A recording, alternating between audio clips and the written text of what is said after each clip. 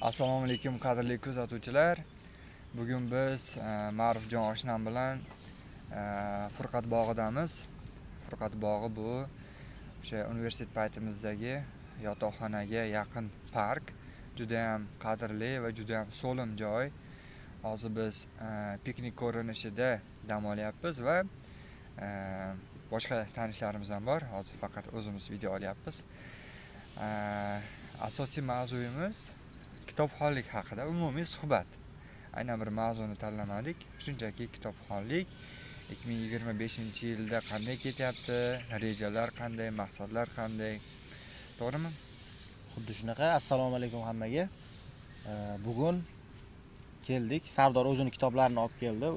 Bu yilda o'qigan kitoblarini. Men olib kela olmadim, lekin xudo xolisa bu yilgi rejalarimiz qanaqa janrdagi kitoblar tanladik, qanchadan tanladik va nimalarga asosan e'tibor qaratamiz, shular haqida ozroq fikr mulohaza, suhbat qilamiz. O'rganganlarimiz, ayniqsa meni bo'lishaman bular bilan. Bo'lsa boshladik. Xo'p, hozir yaxshi joyini eslatdilar. Mana telefonda umuman Notion'da ham dastur bor. Veb-sayt ko'rinishida ham yoki mobil ko'rinishida ham bor. Shunga har yili o'qimoqchi bo'lgan kitoblarimizni sonini, ro'yxatini shakllantirib qo'yamiz. Masalan, menda bu yil 36 ta kitob o'qish niyat qilgan ekanman. Va mana ro'yxatda ham hammasi bor. Bu nimaga yaxshi? Sababi kitobxon odatda kitob tugatgandan keyin qaysi kitobga o'tish haqida ham ozgina o'ylab qoladi. Sababi oldida bir nechta kitob bor, hammasini o'qigisi keladi, lekin bittasini tanlash kerak.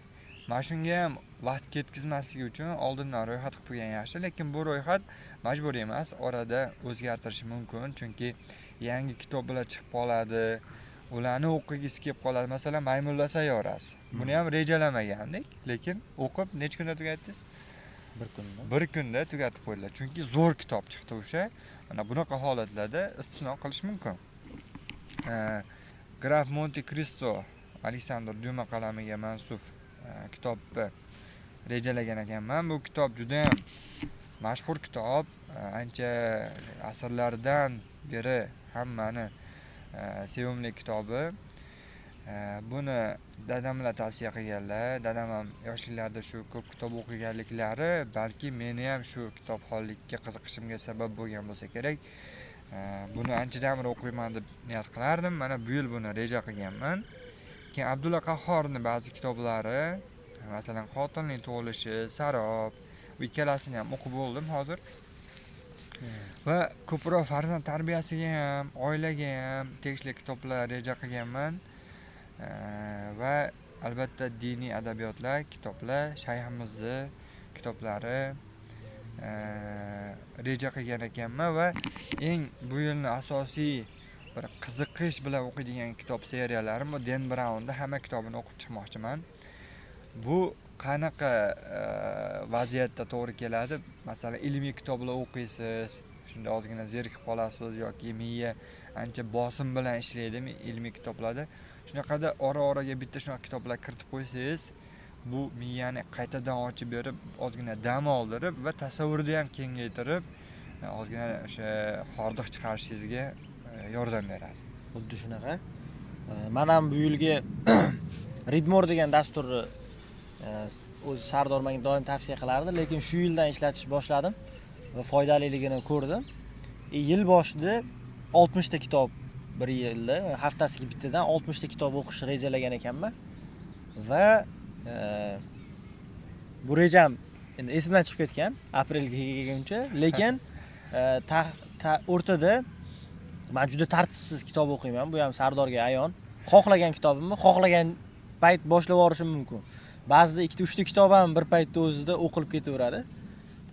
Va aprel oyida hozir boshqatdan tartibladim. Chunki javonda taxminan 200 tacha kitob to'planib ketdi va ularni hammasi zo'rdi, hammasini o'qigisi kelaveradi. Keyin aytdim, yo'q, bo'lmaydi. Aniq tartib, shu ko'zimga ko'rinib turadigan aniqi bo'lishi kerak. O'shalarni olib o'qiyman xolos.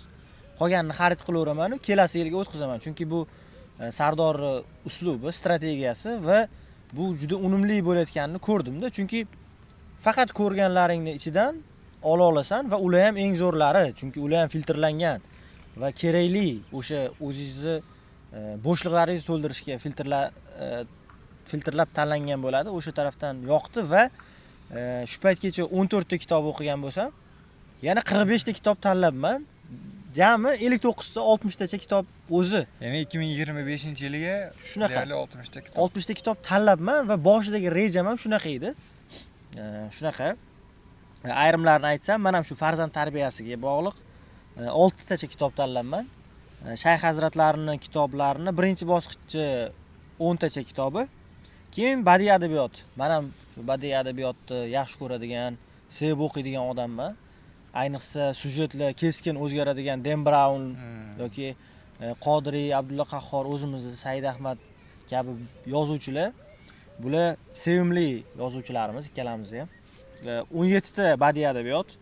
Ularning ichida Said Ahmaddan bor ekan.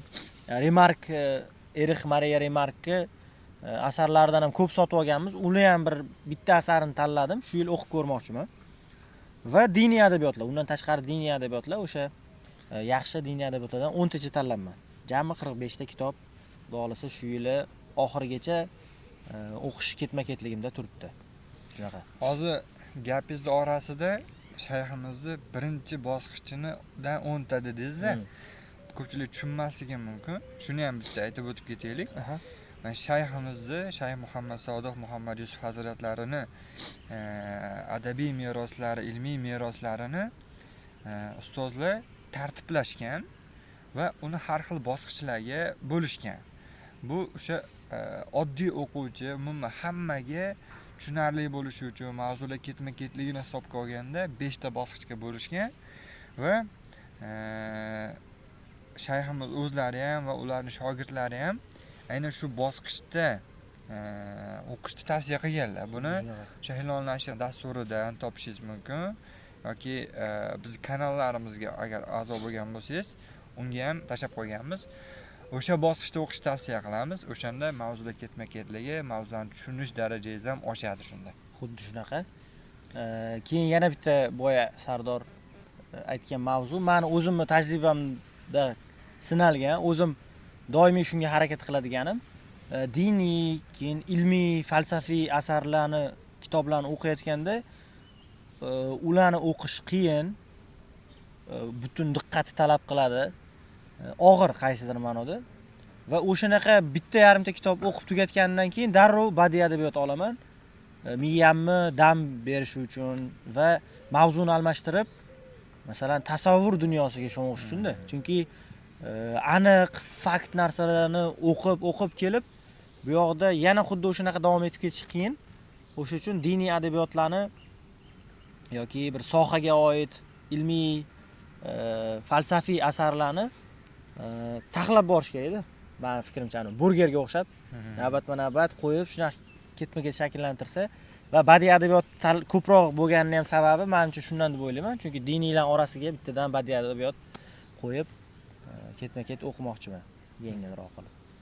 E'tibor bergan bo'lsanglar, hammasi o'zimiz haqimizda bo'lyapti. Bu ya'ni boshqalarga foyda keltirish jihatdan foydali emas. Biz o'zimiz o'qiymiz, o'zimiz o'rganamiz. Demak, biz qaysidir ma'noda boshqalarga ham foyda keltiradigan usul tanlashimiz kerak. Shuning uchun rejalashtiryapmiz. Ko'proq kitoblarni sharhi bo'yicha, kitoblarning tavsiyalari bo'yicha yoki o'zbek adabiyoti, jahon adabiyoti, shulardagi adiblar, shular haqida ko'proq video kontentlar ham qilmoqchimiz. Sababi hozir O'zbekistonda mana ko'ryapsizlar, kitobxonlik darajasi oshib boryapti. Ko'p har doim mana ko'chalarda ham ko'rib qolamiz, metrolarda ham ko'rib qolamiz, ko'pchilikning qo'lida kitob. Lekin mana yaqinda birga video oldik oshnam bilan. Kitob do'konlariga tashrif. Bu videoda asosiy maqsad yangi kitobxonlar uchun qanaqa turdagi kitoblarni qaysi do'konlardan olish qulayroq. Bu video kontentlarimiz ham shunga xizmat qiladi. Sababi yangi kitobxonlar ko'pincha adashib qolishadi. Qaysi kitobni o'qiy, qanaqa kitoblar menga ko'proq mos keladi. Ularga yordam berish uchun, foyda keltirish uchun kitoblarni sharhini qo'yib boramiz. Sizlar mana yaqinda kanal ochdinglar, Telegram kanal. U bo'yicha qalay ketyapti ishlar? Qanaqa rejalar bor? Hozir shu mana Sardor aytganday, kitoblarni sharhlash haqida biz boshida rosa katta rejalar tuzuvdik, lekin ayrim sabablarga ko'ra bu jadal ketmayapti, lekin kam-kam bo'lsa ham bo'lyapti. Va xudo xolasa biz ham o'sha Telegram kanalimizda hamma narsa faqat kitobga oid bo'ladi. Chunki nomi ham Ziyo kutubxonasi, ya'ni kutubxona bo'lgandan keyin ichida ham, tashqarisida ham faqat kitobga bog'liq mavzular bo'ladi. Va bizni ham rejalardan xudo xolasa mana birgalikda ham qilaveramiz. Kitoblarni sharhlash, videolarda ham, nafaqat yozuv, balki videolarda ham, chunki mana ko'pchilik kitobga qiziqmaydi yoki kitobga qiziqish o'lgan degan joyi o'zida ham Sardorni birinchi videosi, birinchi shunchaki YouTube'ga endi kirish videosini o'zi men bugun ko'ryapman 6000 ta ko'rishlar soniga 6200 ta. O'sha mashhur Tog'ay Murodning Otamdan qolgan dalillar kitobiga sharh videosi shuncha ko'rilibdi. Hozirgacha kommentariyalar, bahs munozaralar bo'ladi bu kitob haqida. Juda ham ko'p negativ kommentlar qoldirishdi kuzatuvchilar. Bu menga yordam berdi qaytanga, ba'zi bir xatolarimni tushunib yetdim. Lekin xursand qilgan joyi haqiqatan ko'pchilik ko'rgan shu narsani. Shunaqa. Ya'ni kitobga qiziqish bor. Kim bo'lishidan qat'iy nazar, endi bu ham baribir videoni olingandan keyin u kimgadir rekomendatsiya bo'lgan, o'sha rekomendatsiya orqali ham shu kitobga qiziqib kirganlar bor. Va biz bu endi Otamdan qolgan dalillar kinosi borligi uchun men o'ylayman juda mashhur. Endi tasavvur qiling, xuddi shunaqa zo'r kitoblar qancha va ular kino qilinmagan, bir yerda yoritilmagan. O'shanaqalarni sharhlasak, o'shalar haqida videolar tayyorlasak, xudo xolasa bir manfaatli bo'ladi. Odamlar qiziqib, fikr mulohaza bildirib, yangi kitobxonlar balki o'sha biz o'qib ko'rib, o'zlari ham o'qib ko'rgilari kelar shu kitoblarni. Telegram kanalimizda ham shunaqa narsalar qilmoqchimiz. Kitoblar haqida. Shu o'rinda ozgina adabiyot haqida gapirib ketaylik. Chunki mana boshqa sohalar bor, texnologiya sohasi bor, huquq sohasi bor, yoki bir sport sohasi bo'lishi mumkin. Bularni hammasidan nima kelishi aniq. Ya'ni texnologiya sohasida kimdir o'rganadi, nimadir yaratadi, nimadir ixtiro qiladi. Huquq sohasi ham aniq. Uni mana odamlarning himoyasi, har xil tartib qoidalar, shunaqa narsalar beradi bu soha. Sport sohasi ham aniq, odam jismoniy baquvvat bo'ladi, sog'lom bo'ladi. Lekin adabiyot nima berishi noaniqroq ozgina. Aynan hozirga kelib ham juda ham ko'p oilalarda hali adabiyotni o'rni unchalik his qilinmayapti. Lekin mana shaxsan fikrim, adabiyot bu ma'naviyat degan. Adabiyot bilan ma'naviyat ikkalasi bitta narsa. Farzandingizni aqlan, jismonan baquvvat qilishingiz mumkin.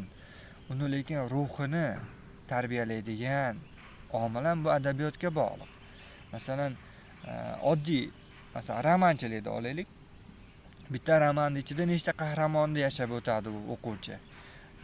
Qaysidir odamning bitta ishi nimalarga sabab bo'lganini tushunadi.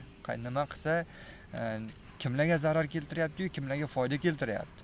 Masalan, O'tkir Hoshimovda butun bir asar bitta odamning bitta ishiga bog'langanda. Bu bir ish butun oilalarni buzib yuborgan. Natijada o'quvchi shu o'rganadi, mana bitta ishim ham ancha zarar keltirishi mumkin ekan.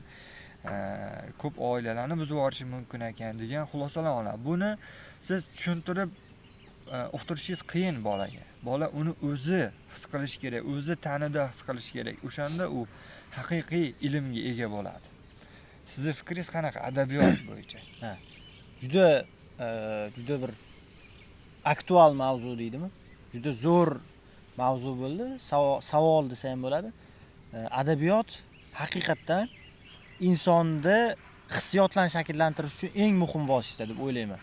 Chunki men o'zim 23 yosh bo'lsam ham yaqinda o'sha juda ko'p shaxsiy rivojlanish haqidagi kitoblarni o'qib, odamlardan faqat yomonliklar ko'rib, o'zim ham negativga to'lib, dunyoga pessimistik nazar bilan qarayotgan paytda Sardor Tog'aymurodni Oydinda yurgan odamlar degan kitobini tavsiya qildi.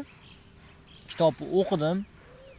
Kitobda haqiqiy insoniy tuyg'ular borda, u qahramonlar bilan birga o'shalarni his qilish oqibatida agar yosh bola bo'lsa, u hissiyotlarni shakllantiradi, yosh katta qalbi qotganlar bo'lsa, menga o'xshab, u tuyg'ular boshqatdan chiqadi-da, ya'ni ochiladi, ustidagi kullar parchalanib yo'qoladi, ya'ni o'sha hissiyotlar sizda boshqatdan shakllanib, siz insonga aylanishni boshlaysiz-da.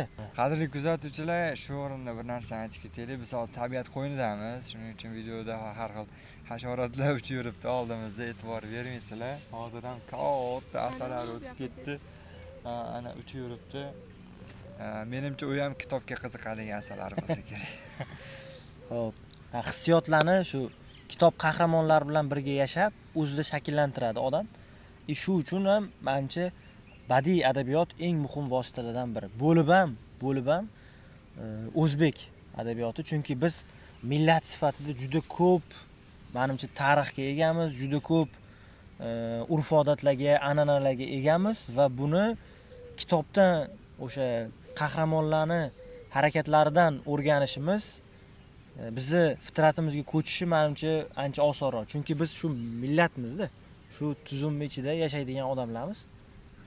Menimcha shu adabiyot eng muhim vositalardan biri insonda hissiyotni shakllantirishda. O'zbek adabiyotlaridan tashqari hozir Dan Brownning asarlari ham menga juda yoqdi. Unda ham turfaqirlik, syujetlar keskinligi bor va bu insonda bir hissiyot cho'qqiga yetganda keyin boshqasiga o'tib yana hissiyotlar to'qnashuvini keltirar ekan va bu insonda ruhiy quvvatni oshishiga, ruhiy o'zgarishlarga sabab bo'ladi va bu juda bir qiziqarli jarayon deb o'ylayman.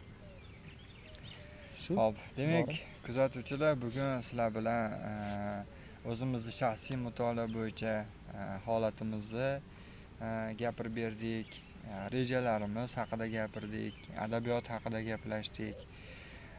Agar sizlarga shunaqa tabiat qo'ynida yoki umumiy suhbatlar ma'qul kelgan bo'lsa, kommentlarda izohda yozib qoldiringlar. Biz ko'proq shunaqa videolar olishga harakat qilamiz va har bittasida alohida mavzularni ochib chiqishga albatta kitob haqida harakat qilamiz.